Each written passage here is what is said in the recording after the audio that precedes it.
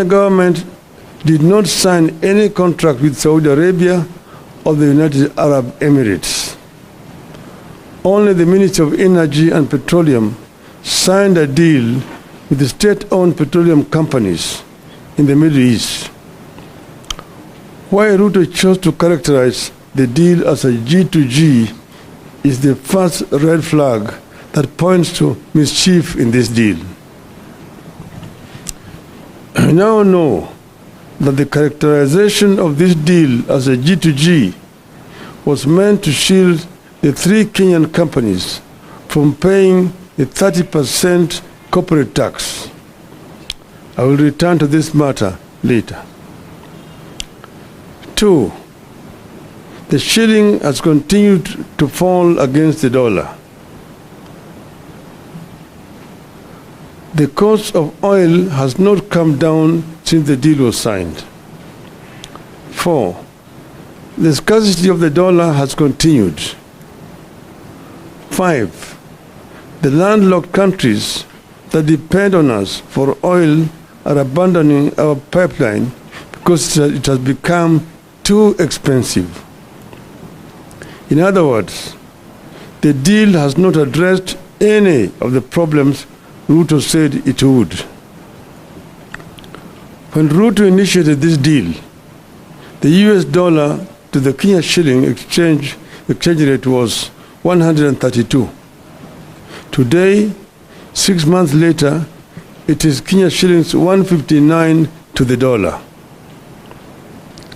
The cost of fuel shot up significantly after the deal. Why have things moved from bad to worse since the deal was signed? Well, the deal was a scam for which we now demand full disclosure and full accountability. It is corrupt and rotten to the core. It is state capture by Mr. Ruto and company and a conspiracy against the country. Ruto's collapsing the country while feeding Kenyans on lullabies.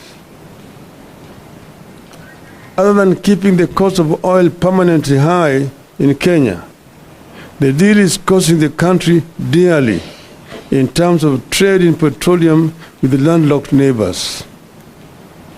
It is shrouded in deep secrecy. To date, only 2 documents have been made public.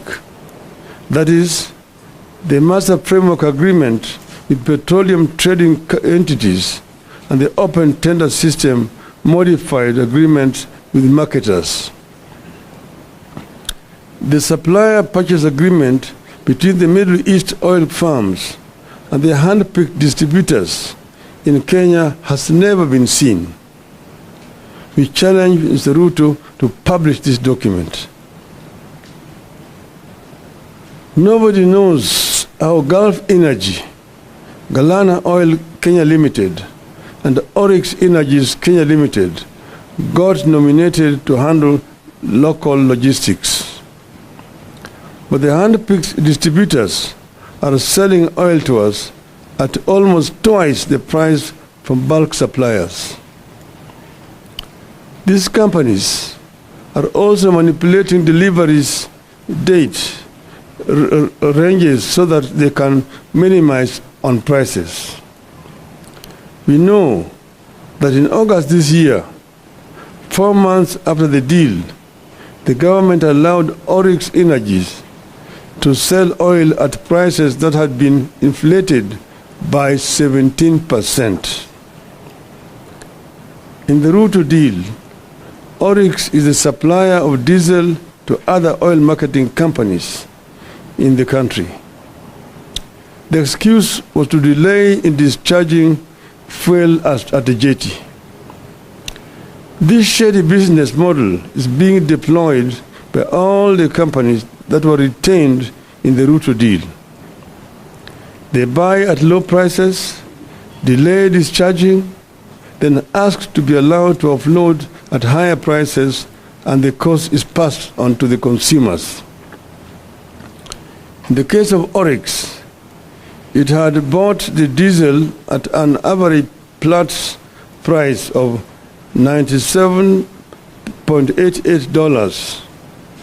That is 14,182 shillings per barrel in July, but was allowed to sell the same to oil marketing companies at $114.5 US dollars, that is 16,585 shillings per barrel.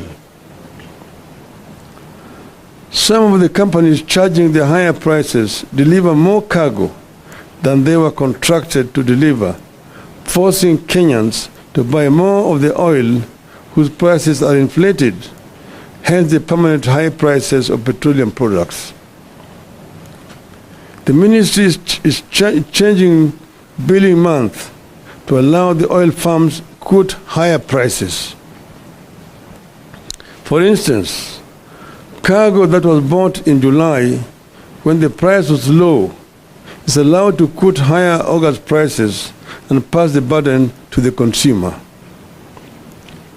The deal that Ruto hailed as phenomenal has resulted in high landed costs as a result of structuring of the contract. The faults include the double counting of some cost elements and fixed freighted premium, which sometimes are higher by up to $50 per metric ton. The cost is passed on to the consumers. It also lacks flexibility, which further exacerbates the pricing model.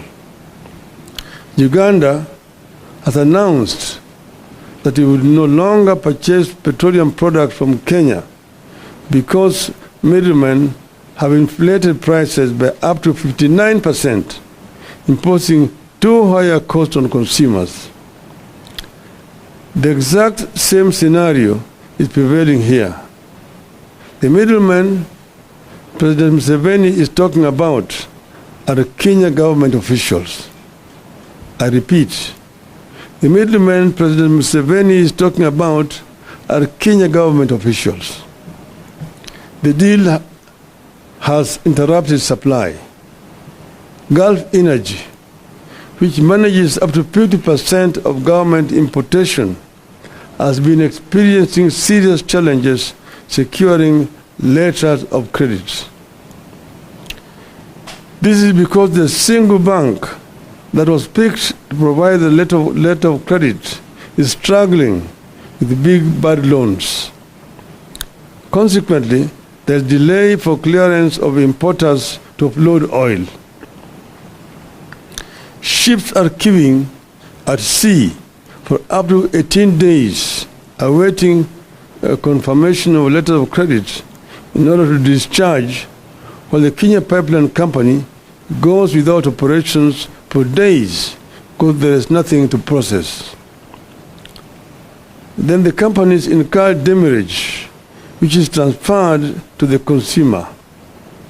Under the open tender system, that's the old system, demurrage costs are $45,000 US dollars per day for the biggest tanker docking at the port of Mombasa, and $31,000 per day for the second biggest vessel.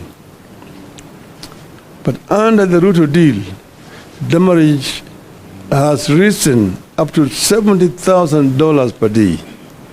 This cost is passed on to the consumers at the pump.